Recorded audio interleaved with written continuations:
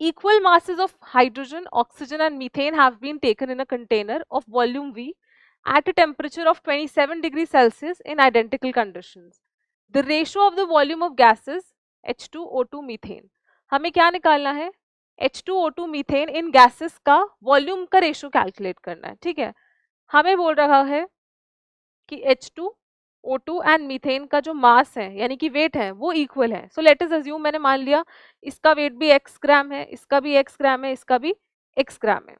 ठीक है, अब हमने पढ़ा है गैसेस के लिए at same temperature and pressure moles is directly proportional to volume. ठीक है, जो मोल्स होते हैं that is directly proportional to the volume of a gas. ठीक है, तो अब अगर यहाँ मुझे वॉल्यूम का रेशियो कैलकुलेट करना है तो अगर मैं मोल्स का रेशियो निकाल दूंगी वही रेशियो वॉल्यूम का भी होगा. ठीक है, तो यहाँ से अगर मैं मोल्स निकालूं इनके तो क्या आएगा?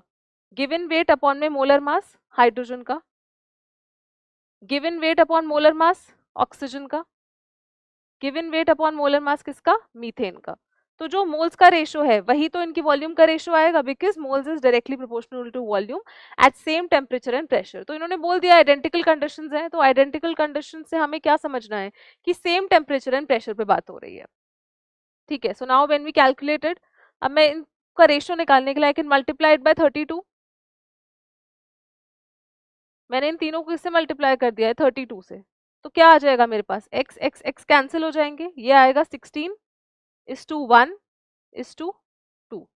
तो इनका मोल्स का या वॉल्यूम का रेशियो क्या आएगा? 16:1:2. सो ऑप्शन नंबर सी.